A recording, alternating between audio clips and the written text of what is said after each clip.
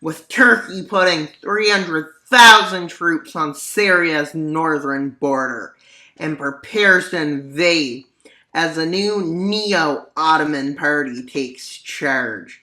Iran threatens to intervene if Turkey advances, putting 600,000 troops on Turkey's border. Well, in this post-NATO world, international law has collapsed.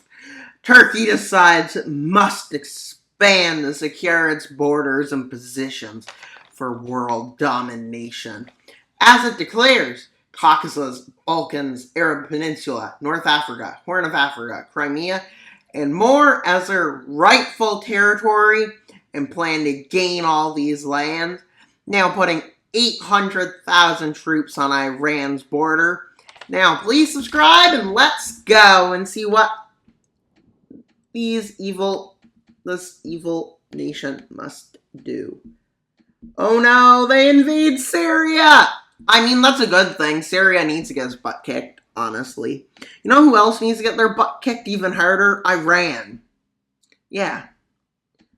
Turkey, go Turkey, go. And I thought y'all were friends, but I guess y'all aren't. Why am I saying y'all? I'm not even Southerner.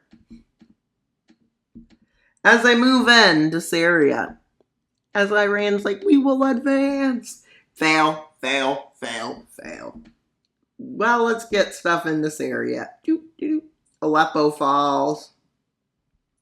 Damascus falls. The Kurdish lands fall. Everyone falls. With Iran deciding to bring Iraq into the war. As I move troops to the northern part of Iraq. You might think, oh, this is going to go well. But I'm managing to break through. As I break through over here. And over here. But what they didn't expect is a campaign from here thinking they'd be trying to retake this land they taken that in their direct territory. Nope. Instead, Turkey is like, well, two can play this game as they march into Baghdad. As they capture the city. And eventually these lands fall under their control. With Iraq and Iran moving to recapture the city. Oh, you probably shouldn't have done that. As this is happening, Turkey manages to take Mosul. Yes, world. It didn't work. And it's a good thing, because who likes Iran anyways? I like Iran, not Iran. I mean, why did the West have to ruin Iran? To make evil Iran the worst nation in the history of the world. But anyways, let's continue invading stuff. And chances are there's been 1 billion bombs dropped already. Or is that money? Who even cares anymore? They've just been said so much. Does anybody actually care? No. They just pretend they care on group chats. And then they go into life and be like, yeah, I don't care. As they move and take Tabriz, I don't know why I didn't put that city on. And a few other cities I should have put on. As they take Khuzestan, with Iranian and Iraqi forces here, fleeing before the full coast is taken. With along the coastal front, they start moving and advancing. With Tehran becoming under encirclement, and, well, Iran is forced into surrender. Let's see how the peace cross here. They then manage to start their expansion campaign into the Levant, which includes 4 nations. And 3 of them hate each other. Yeah.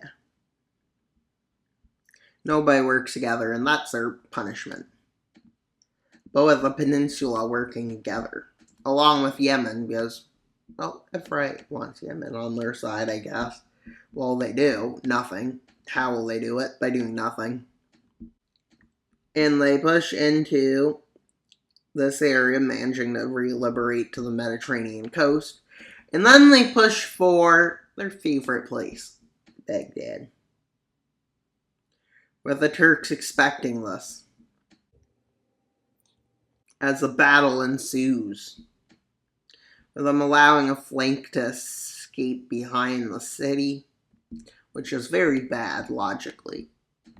But they were planning to move in a weak point, just like Blitzkrieg, and to destroy it.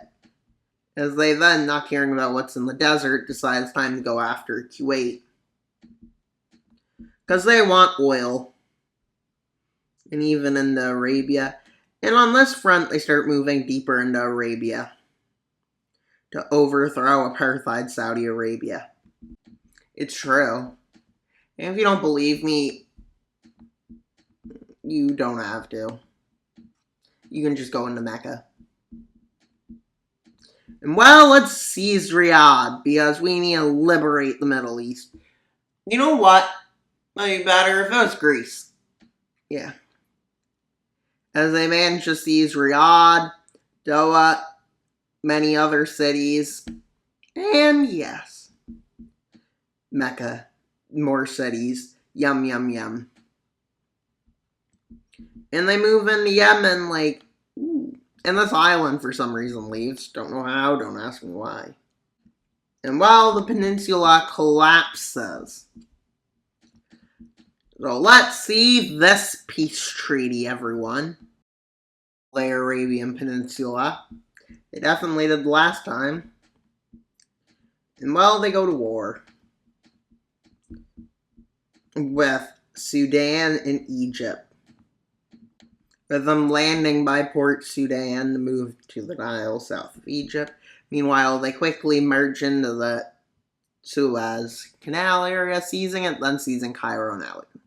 Quickly, they move down the Nile, then they manage to get to Khartoum, splitting. As they manage to take Al-Fashar, and at this point, these lands fall under the control. As they move into South Sudan, seizing so much.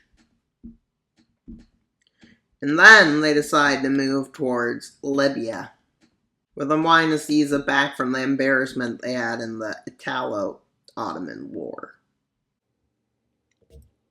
And while they finally seize this, leading to their surrender, and now they move into the Horn of Africa, because I guess their greed has no limits. And well, they annex this, not that much, this much land, as they take Ethiopia out rapidly, and the full area out rapidly. Let's see the peace treaty. Ottoman War begins as they annex Cyprus. The nations that join: Bulgaria, Serbia, Montenegro, Romania, Greece. As the first anti-Ottoman war breaks out. You might say, why the first? With their defeat, with Greece being defeated, the coalition fails at its goal to take out Turkey. As I didn't realize Turkey would be able to do this. So the war ends. So then the second one happens. Bulgaria, Bosnia, Croatia, Macedonia, and Moldova join. But at the beginning, they managed to liberate parts of Greece. But eventually in the second one, they managed to seize Sofia. And then Thessaloniki back. And then they managed to take Macedonia. With Bucharest and Romania's coast falling along with Bulgaria. With this being the front by the end of the war, the second one ends.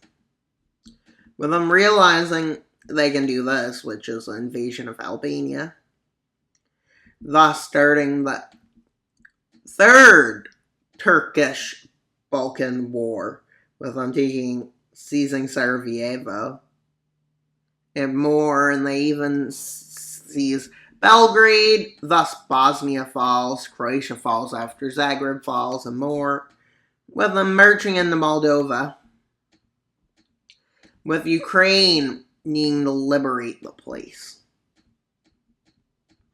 as a goal they have. But they don't do well. But at the beginning, they managed to push down and take Bucharest and Sofia, as they managed to also take Chisinau, Moldova, and they move into Romania from the northern parts. And with this, Hungary joins, as they call this the Romanian liberation. But with Hungary falling pretty quick, as Hungary falls, Bulgaria's second life also falls, and so does Romania's, as they manage to take Odessa and then march and retake Chisinau, with Ukraine forced out of Romania, with a push towards the Dnipro River, with them managing to cross it and move into the coast, seizing it, moving up towards Kharkiv, with Ukraine deciding it's game over. Let's see the peace treaty. So, despite annexing quite a numerous amounts of land. It's crazy to think they would do this, but, you know, is it really? Is it really crazy to think somebody would beat their enemy up? Even if it was historic. Which means Turkey marches towards Volgograd first, and then they move into Rostov.